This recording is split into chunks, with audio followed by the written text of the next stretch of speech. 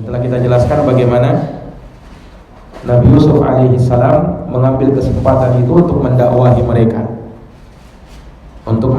mereka dengan dakwah tauhid. Jadi dijelaskan tentang keimanan kepada Allah dan keimanan kepada negeri akhirat. Warahmatullahi wabarakatuh. Alhamdulillah. Alhamdulillahirrahman, 'allamal Qur'ana, khalaqal insana, 'allamahul bayan. Asyhadu an la ilaha illallah wahdahu la syarika lah. Ilahul awwalina wal akhirin. Wa asyhadu anna Muhammadan 'abduhu wa rasuluhu shadiqul amin. Sallallahu alaihi wa ala alihi wa sahbihi wa man tabi'ahum bi ihsanin ila yaumiddin. وسلم تسليما كثيرا. اللهم فقهنا في دينك وعلمنا ما ينفعنا وارزقنا الإخلاص في القول والعمل وزدنا علما يا رب العالمين. أما بعد، إخواني في الدين أعزني الله وإياكم. Alhamdulillah, pada sore hari menjelang buka puasa ini kembali kita dapat melanjutkan pembahasan dari tafsir surat Yusuf, di mana masih bercerita tentang kisah Nabi Yusuf alaihissalam ketika mentawilkan mimpi dari dua orang pemuda yang bersamanya di dalam penjara.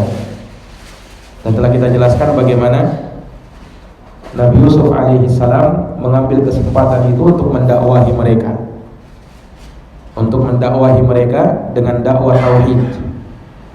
Jadi dijelaskan tentang keimanan kepada Allah dan keimanan kepada negeri akhirat, dan adanya orang-orang yang ingkar dan kufur terhadap hal tersebut. Dan kewajiban umat manusia adalah mengikuti para nabi dan para rasul yang mereka terbimbing di atas tauhid, tidak menyekutukan Allah Subhanahu wa taala dengan sesuatu apapun. Lalu dijelaskan bahwasanya itu adalah karunia yang Allah berikan kepada mereka dan kepada manusia. Akan tetapi kebanyakan manusia tidak mensyukurinya. Kemudian juga dijelaskan bahwasanya Allahu Rabbul Alamin, Zat yang Maha Esa lagi Maha Perkasa, tentu itulah yang lebih baik untuk disembah ketimbang mereka-mereka yang diklaim sebagai Tuhan, yang disembah selain Allah. A'arbabun mutafarriquna khairun amillahul wahidul qahhar. Apakah sesembahan yang beraneka ragam itu lebih baik, ataukah Allah Subhanahu wa taala yang Maha Esa lagi Maha Perkasa? Apakah penyembahan kepada mereka lebih baik daripada penyembahan kepada Allah saja? Ini tentu jawabannya yakin bahwa penyembahan kepada Allah Subhanahu wa taala itulah yang terbaik. Mentauhidkan Allah Subhanahu wa taala itulah agama para nabi dan para rasul yang akan membawa kepada keselamatan. Iya. Kemudian di ayat yang ke-40 Allah Subhanahu wa taala berfirman, ini masih menjelaskan dakwah Nabi Yusuf alaihissalam kepada dua orang pemuda yang bersamanya di dalam penjara ini. Iya. Allah menghikayatkan ucapannya Nabi Yusuf, "Ma ta'buduna min dunihi illa asma'an sammaitumuha antum wa aba'ukum." Tidaklah kalian menyembah selain Allah melainkan nama-nama, ini sekedar nama-nama yang kalian sebut kalian dan bapak-bapak kalian. Ma anzalallahu biha min sultan. Allah tidak turunkan keterangan yang jelas tentang hal tersebut. Inil hukmu illa lillahi. Tidak ada hukum kecuali milik Allah. Amara alla ta'budu illa iyyah. Allah memerintah agar kalian tidak beribadah kecuali hanya kepadanya. Dzalika dinul qayyim. Itulah agama yang lurus, walakinna aktsaran nasi la ya'lamun. Akan tetapi kebanyakan manusia tidak mengetahuinya. Iya.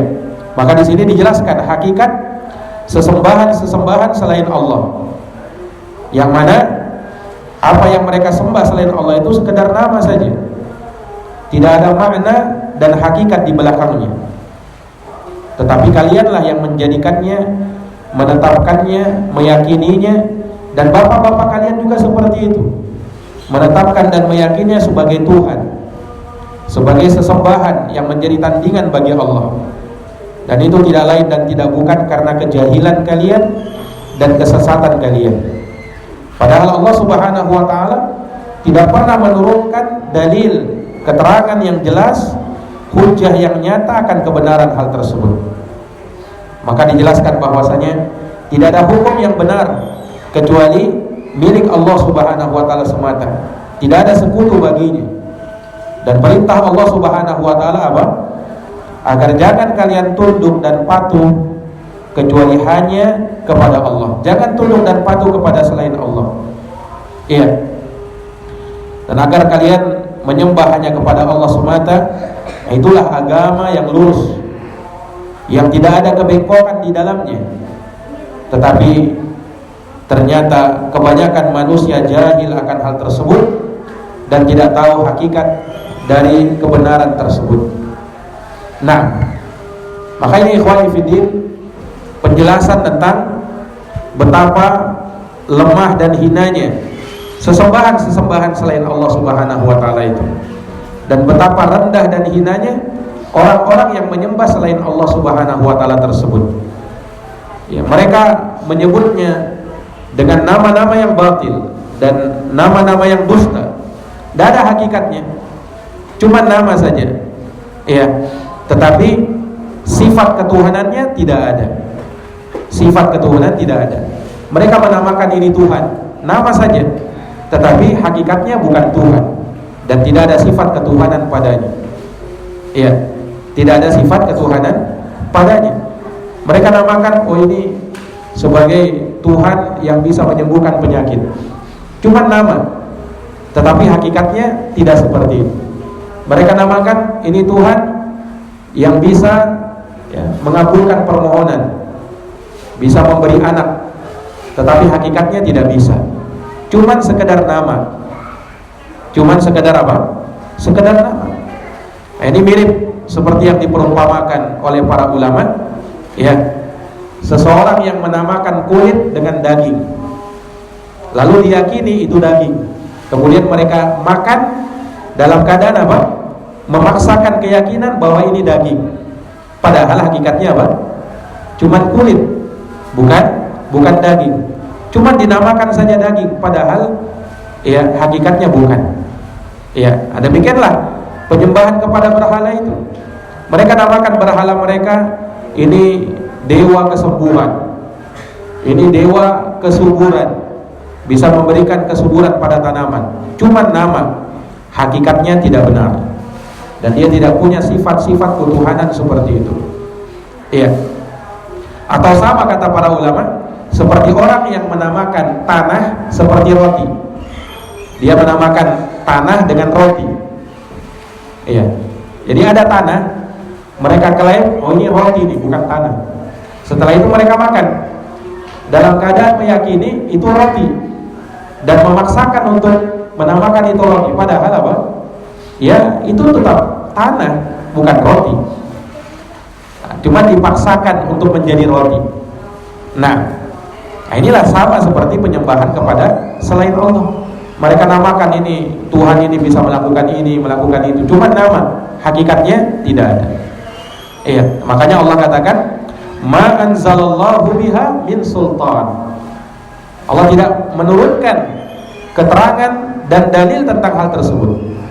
Nah, di sini kita bisa mengambil faidah bahwasanya yang namanya ukuran kebenaran suatu akidah dan perkara akidah itu ditentukan dengan apa? Ada atau tidaknya dalil yang menunjukkan kebenaran akidah yang diyakini. Jadi tidak boleh kita meyakini sesuatu kecuali harus ada dalilnya. Kalau kita mau berkeyakinan, mau menumbuhkan keyakinan, kepercayaan atau akidah, maka tidak boleh kita berakidah pada sesuatu kecuali kalau ada dalilnya. Jelas ini? Ini prinsip kalau kita mau mengimani sesuatu. Jadi jangan sampai kita ini meyakini sesuatu padahal tidak ada dalilnya. Ya, seperti keyakinan-keyakinan berkembang di tengah masyarakat misalnya, ya, diyakini ini arwah bisa gentayangan misalnya, padahal tidak ada itu arwah gentayangan, cuman diyakini saja, ya, tapi hakikatnya tidak ada. Nah, keyakinan-keyakinan yang cuman mereka sebut seperti itu, mereka khayalkan, padahal tidak seperti itu. Iya, keyakinan-keyakinan pamali, kehuhunan dan semisal itu kan cuma nama, hakikatnya tidak ada. Ya, cuma diyakini, tapi ada tidak dalilnya? Tidak ada sama sekali dalilnya. Tidak ada sama sekali dalilnya. Kesialan-kesialan pada sesuatu ini bisa bawa sial. Iya, ini keyakinan yang sama sekali tidak ada dalilnya. Maka tidak boleh kita meyakini sesuatu yang tidak ada dalilnya. Allah berfirman, ma anzalallahu biha min sultan. Allah tidak turunkan dalil tentang hal tersebut. Iya. Nah, ini ikhwani fiddin, a'azani Allahu wa iyyakum. Iya. Maka penyembahan itu hanya diberikan kepada Allah semata, tidak boleh kepada selain Allah. Iya. Ibadah hanya hak khusus milik Allah, tidak boleh kepada selain Allah. Apa itu ibadah? Ibadah itu artinya at-tadallul wal khudu', tunduk dan merendah. Dan secara istilah, sebagaimana didefinisikan oleh Syekhul Islam, yang namanya ibadah adalah ismun jami' likulli ma yuhibbuhullahu wa yardah minal aqwali wal af'ali adh-dhahirah wal batinah. Ibadah itu adalah nama yang mencakup semua yang dicintai dan diridhoi oleh Allah. Bisa berupa ucapan, bisa berupa perbuatan yang nampak maupun yang tersembunyi. Yang nampak maupun yang tersembunyi. Nah, itu namanya ibadah. Dan ibadah itu hak mutlak milik Allah Subhanahu wa taala. Ya. Nah, setelah ini mulailah Nabi Yusuf menafsirkan takwil mimpi mereka berdua. Ini kan yang mereka tunggu-tunggu dari tadi. Mereka kan bertanya kepada Yusuf, takwil mimpi mereka apa? Nah, dijelaskan di ayat yang ke-41. Iya. Kata Nabi Yusuf alaihi salam, ya sahibai sijni amma ahadukuma fayasqi rabbahu khamra wa ammal akhar fayuslabu fata'kulu at-tayru min ra'si qudiyal amru alladhi fihi tastaftiyan. Kata Nabi Yusuf, ya sahibai sijin, wahai kedua penghuni penjara. Ini dua temannya, dua pemuda ini yang sama-sama bersama Yusuf di dalam penjara, yang bertanya tentang mimpinya tadi. Yang satu kan bermimpi dia sedang memeras anggur untuk dijadikan khamar.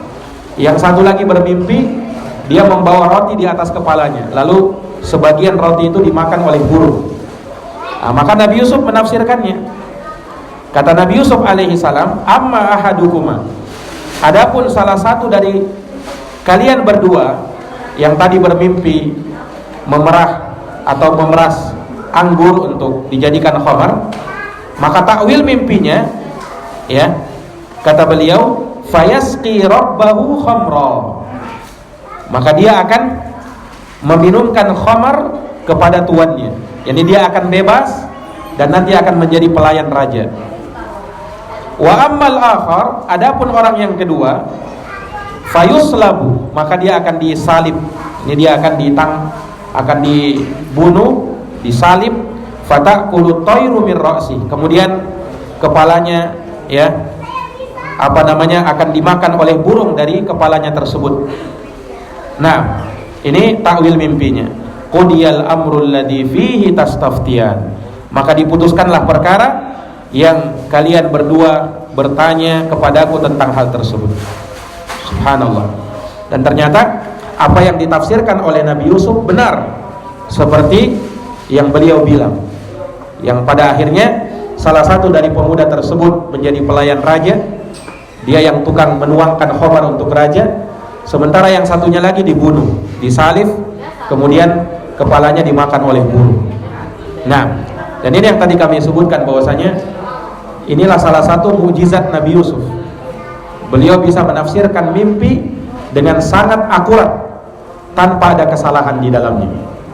Dan itu dari kelebihan yang Allah berikan kepada Nabiullah Yusuf alaihi salam. Nah, kemudian pada ayat berikutnya akan dijelaskan nanti bagaimana Yusuf ya setelah beliau memutuskan atau menyebutkan tafsir mimpi tersebut, kemudian nanti kawannya tersebut lupa kepada Nabi Yusuf, dan nanti beliau juga akan menafsirkan bagaimana mimpi seorang raja, yang dari sanalah Allah Subhanahu wa taala akan mengangkat derajat beliau. Akan kita jelaskan di pertemuan yang akan datang biidznillah taala. Wallahu taala alam bisawab. Subhanakallahumma wa bihamdik, asyhadu an la ilaha illa anta, astaghfiruka wa atubu ilaik. Wassalamualaikum warahmatullahi wabarakatuh.